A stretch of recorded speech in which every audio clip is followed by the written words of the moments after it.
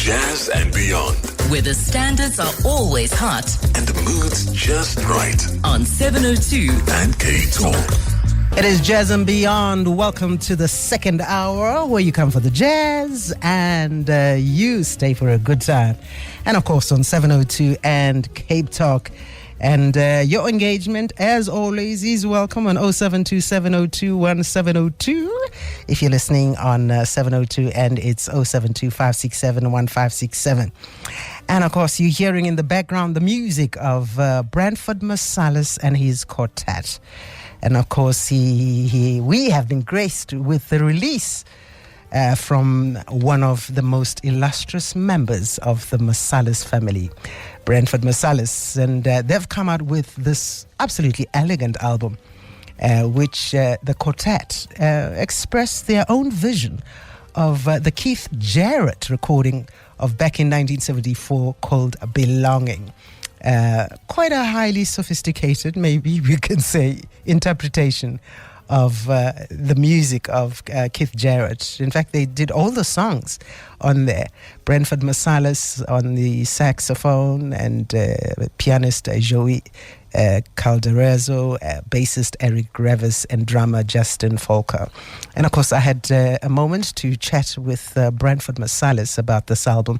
And my first question to him, in fact, that first song you heard is The Wind Up, which he talks about as well. But my question, as we started the interview, was what they have been up to before releasing this album and what inspired it. Because the last time the quartet released an album was in 2019.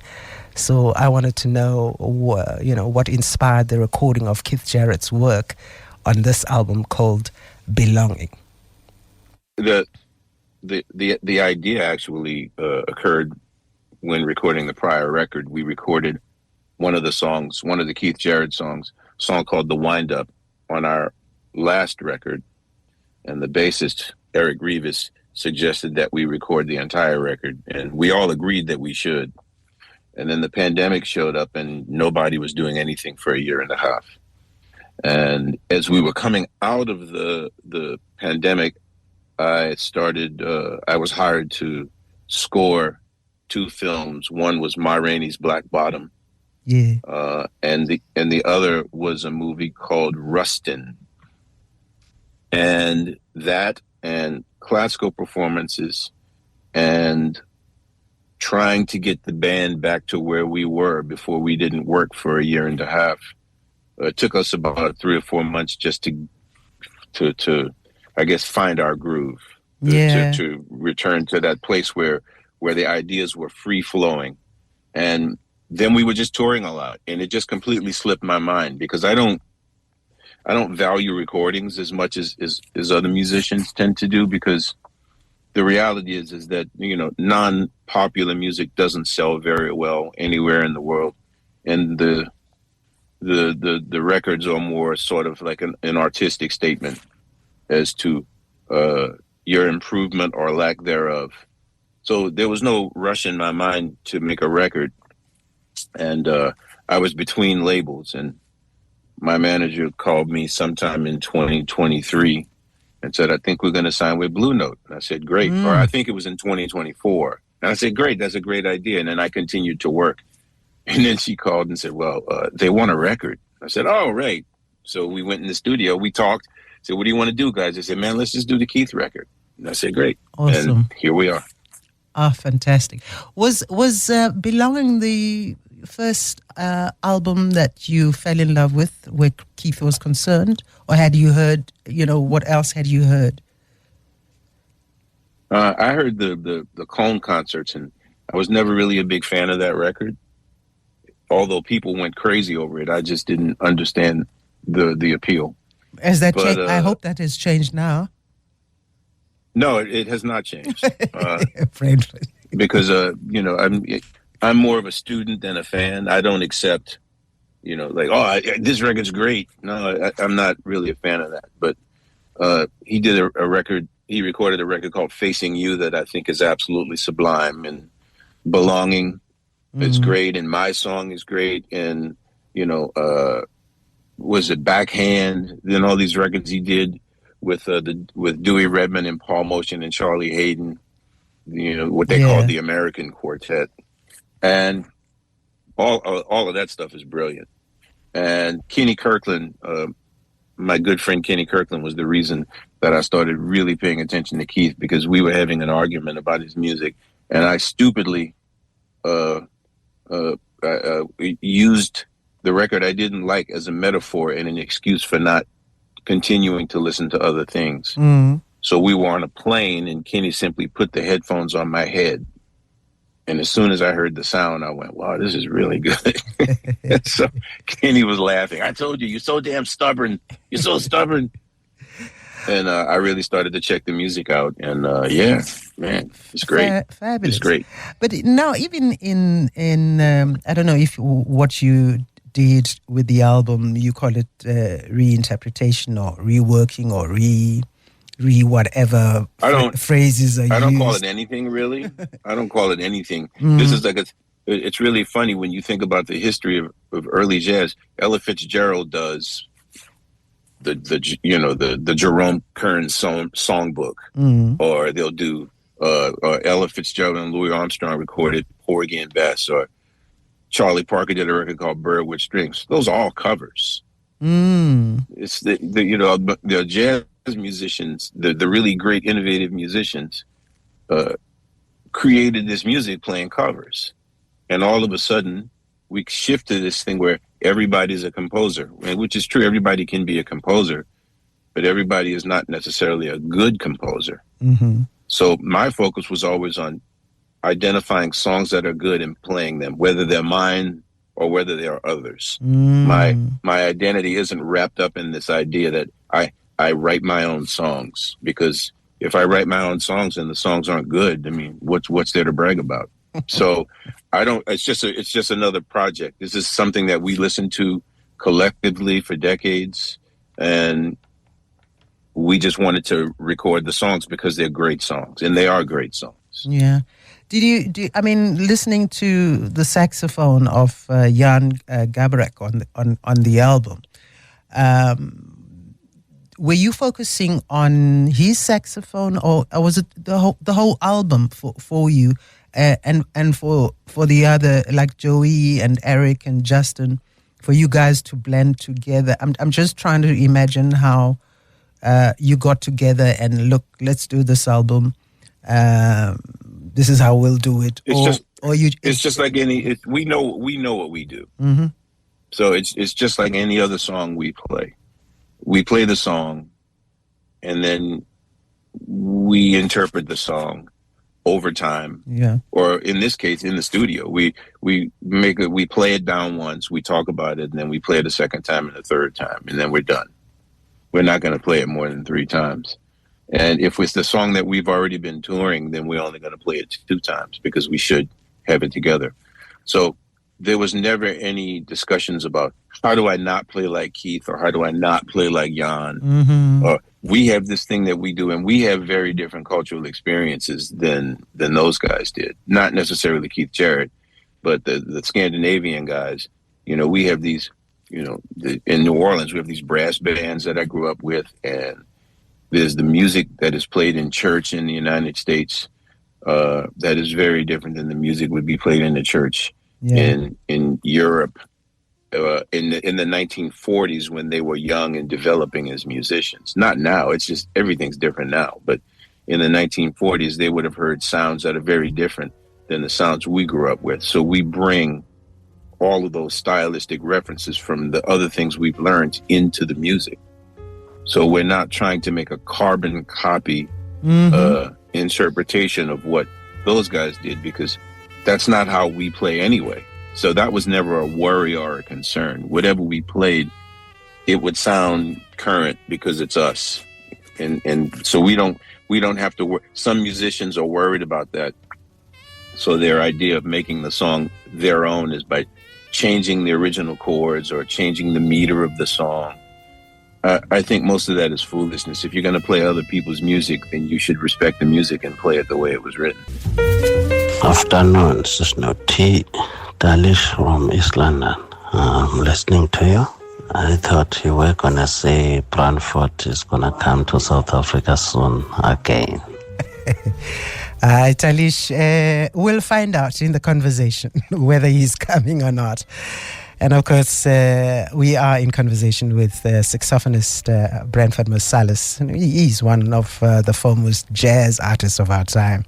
And he's been doing this for more than 4 decades. His new album called Belonging, which is his rework of Kieth Jarretts' work of back in 1974.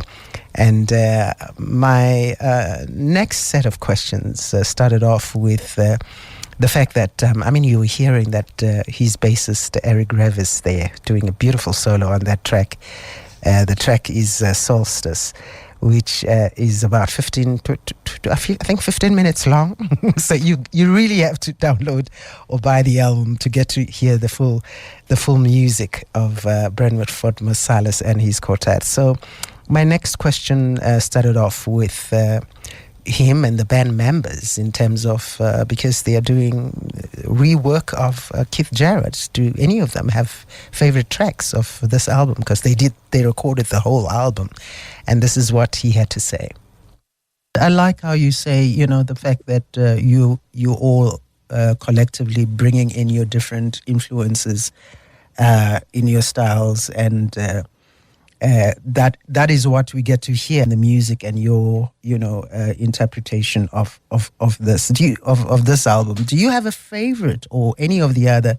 Does Joey have a favorite since it's a Kieth Jarrett project?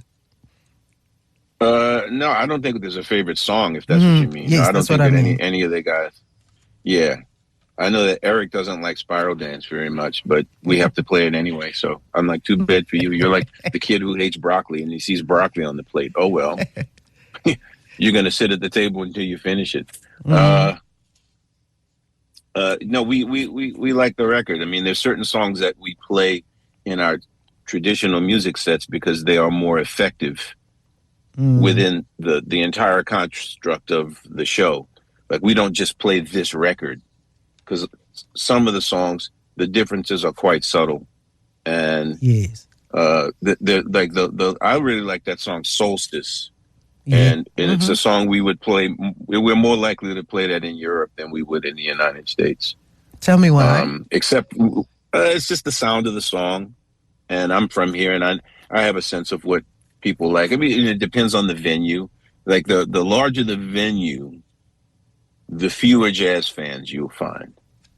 They're just fans of general music. But like jazz clubs are, in like a jazz club in New York City holds about 110, 120 people. That's the size of a jazz audience. So if you're playing for 500 people or 800 people or 1,200 people, there's a lot of people who are just curious about the music. And I tend to lean towards the songs that have they all have strong melodic content, but some of them lean toward more popular sounds, and we'll go with those songs. And the European audiences, where they have a multi-century tradition of sitting down and listening to instrumental music and large varieties of it, very modern things and very traditional things. We can engage the audience playing those songs more there than we can in other places, including my own home. Yeah. And I guess we, especially when you're playing to an audience that has that is there for the music and maybe just curious, you would want to play in a way that will draw them in rather than alienate them. As you say, you more melodic songs, so at least something registers with them, Yeah, it's it's the way Art Blakey and those guys used to conduct their business, because when you start falling in love with the idea that you're an artist and you're a creative artist, then it gives the slight impression that you have a feeling that you think you're special and above other people. So you play your music and the people tend to not understand it or outright reject it. And then there's no introspection at that point. You immediately blame the people for not being sophisticated enough or not being smart enough, which ultimately means that you will play fewer and fewer concerts. And I just understand. I've played multiple styles of music. I play classical music. I play popular music, R&B music.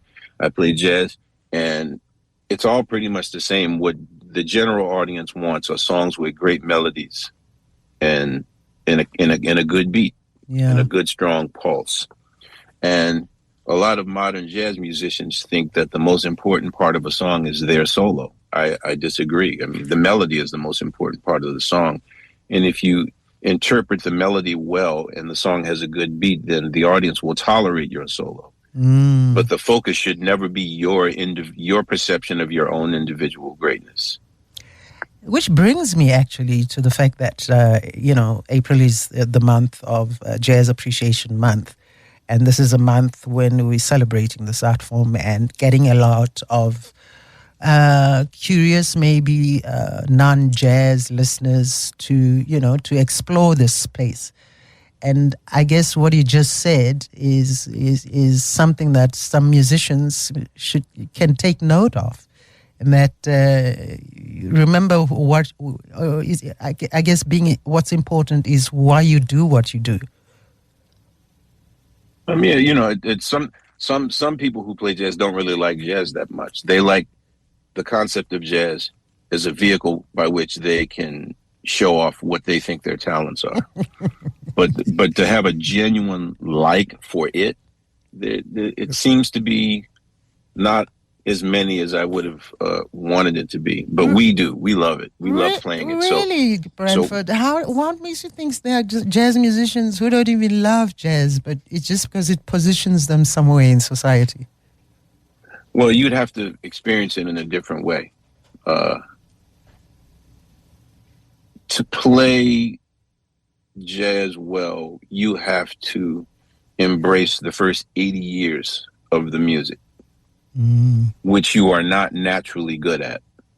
You have to develop and learn how to play that music. If your response is, well, that's not from my country, or, that's not my tradition, that's immediately a defense mechanism because you're not going to play it well. Aha. So in classical music, when you start playing, you're not going to play it well. And there's no out. There's no, I'll change the key or I'll change the meter because that's not part of my perception. That's not part of my culture. You just go out there and you sound bad until you get good. Mm-hmm. And I treated jazz no differently. When I was playing with Art Blake and them, and they said, you don't understand where the swing beat is. I said, help me learn where the swing beat is. He says, listen to this. Buddy Tate says, you're a terrible ballad player. What are you doing? I said, I'm listening to Ben Webster. He says, keep doing that. It's going to work eventually. I said, well, it's been 2 years. He says, and give it 2 more years. So what I learned from the old guys is the methodology, and you have to develop the patience. But if I had turned and said, oh, you old guys, man, we're the new generation and we do what we want, which is the romantic popular notion for all young people, probably since for 1,000 years. Mm-hmm. And, but when we play traditional songs and musicians come up and say, man, why are you playing that stuff? That's what I mean.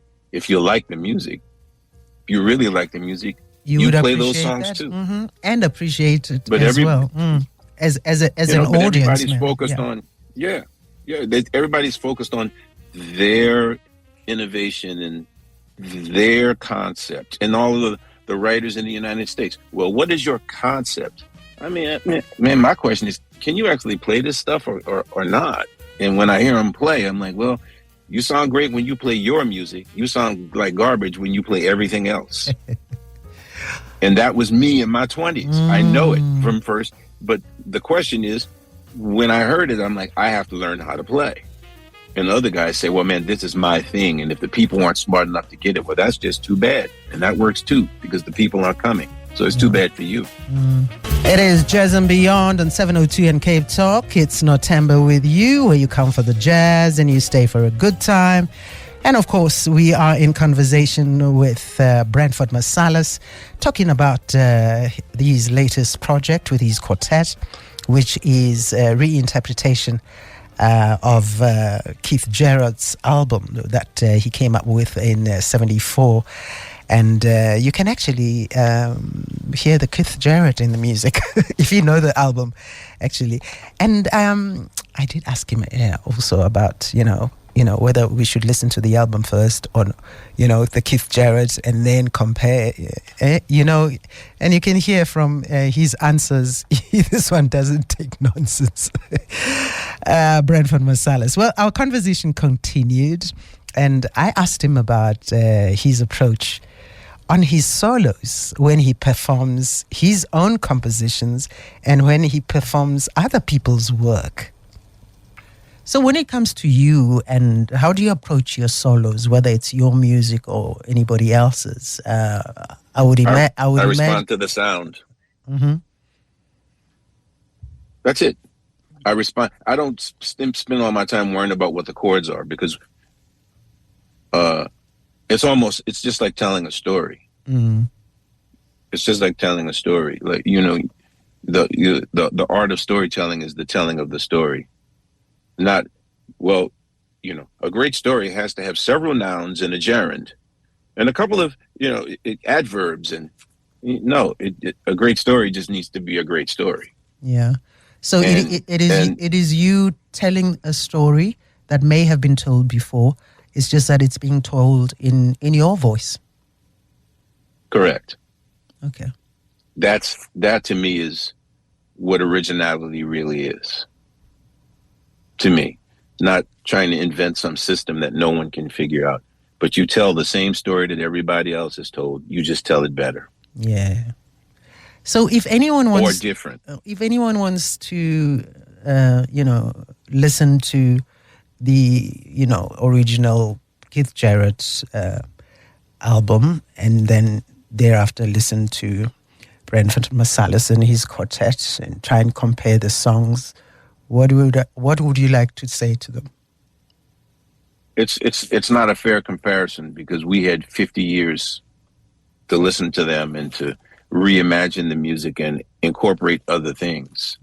So the original is great for what it is. Yeah. And that's the reason we played it. We didn't play it to reimagine Kieth Jarrett or reinvent Kieth Jarrett. We're going to do that automatically because we're not them. I was 14 years old in 1974, and I was listening to Earth, Wind, and Fire. So I bring a different experience. Mm. But like things that are great to me, things that are great should be played. You're not afraid to play them because, these guys, they put a stamp on it. No one should touch it. Okay, well, if that's how you want to do it, great. But, we fear no one. We fear nothing. We're either going to play it well or we're not. And if we're not, like A Love Supreme, we played it in 98 and it wasn't good. I said, well, we'll come back to it, revisit it, and then do it again. And then we did it in 2004, I think, and it was better. Yeah.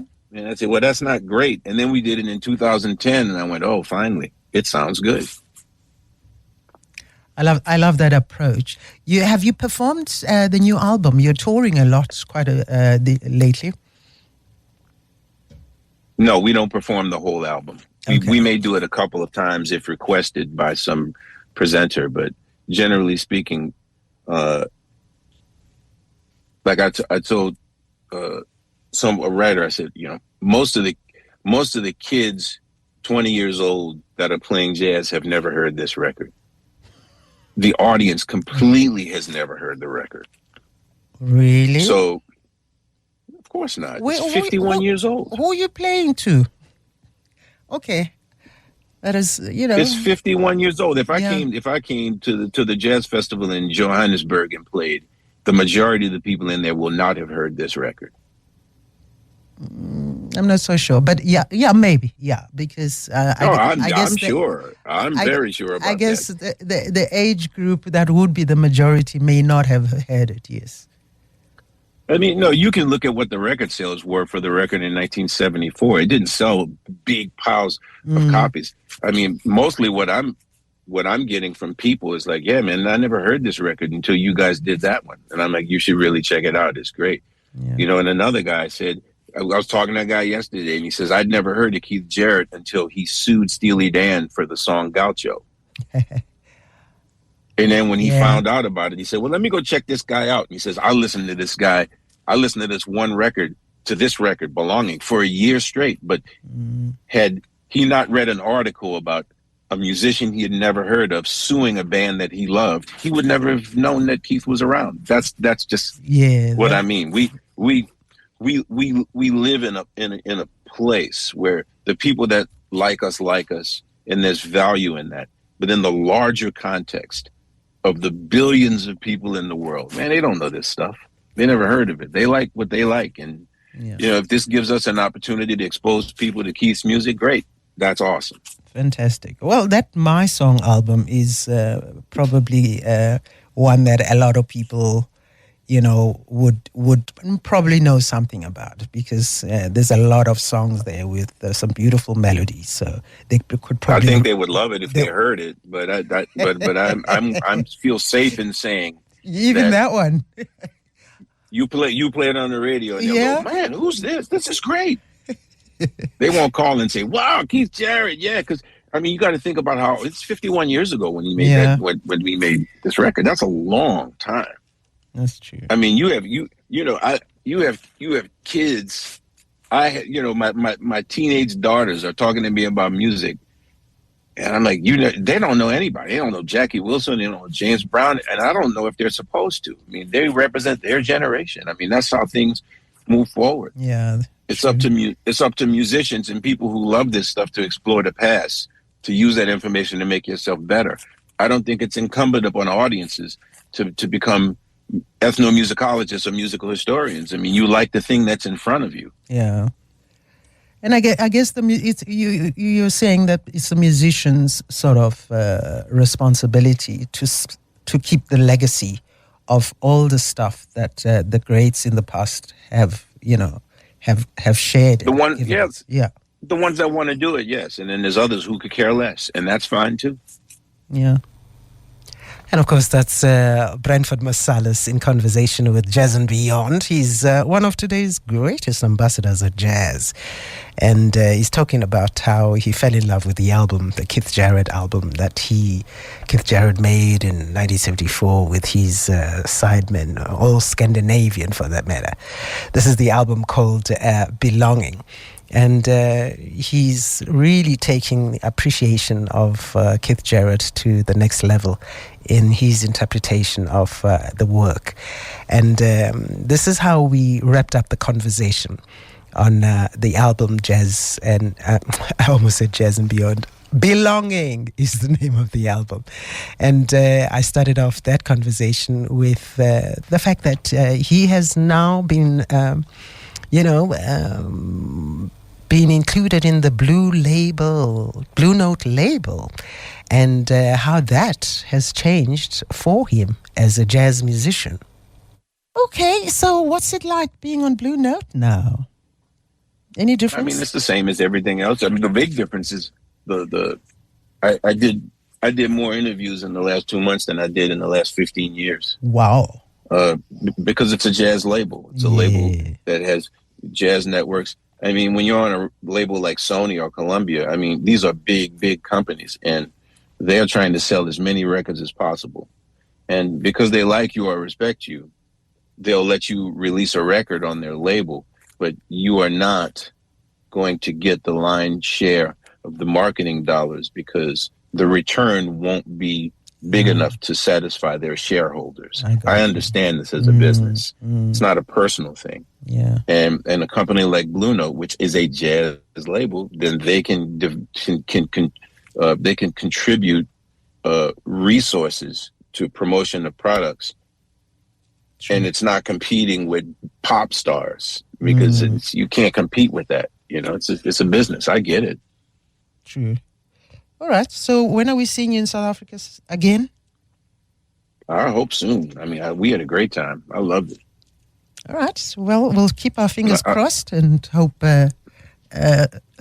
these promoters are listening. Yeah, it's a hard. We're a hard listen for a lot of people because I remember when we were playing. We played 2 shows, and the first show everybody was staring at us. I said, okay. we'll try something better on the second night. And we did it, and they said, oh, okay, I know where the people are at now. So yeah, it's just I like it's a long way to go. I like the way you say you read your audience, or at least read the room, and it tells you what to do. Yeah. Well, I played in a cover band, an R&B cover band, and when I was from 14 to 19, and nobody ever gave you a class on it. Like, you didn't study it, but it became very clear that audience is different. And we need to play music that, because the whole thing about playing in a bar is that, the owner is very explicit. I'm in the drink selling business. So if the band is bumping and people are dancing, then people will buy drinks.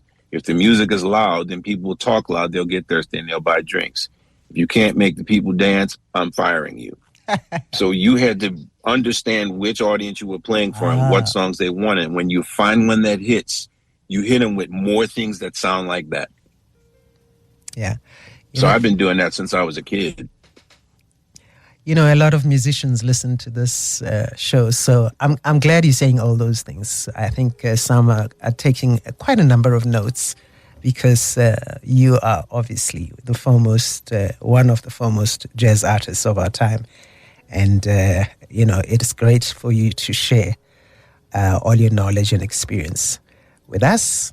And I want to thank you for taking the time to chat to us here and me on Jazz and Beyond. My pleasure, Nothemba. And always a pleasure to talk with you. Thank you, and all the best. And to you. And do tell Joey I still love his piano more than you. Okay, I'm sure he'll be happy to hear that. Okay. That's not nice. I know. That's mean, but I'm okay. I'll be okay. I know you will. You'll survive it. Talk to you later. Okay, bye. Bye-bye.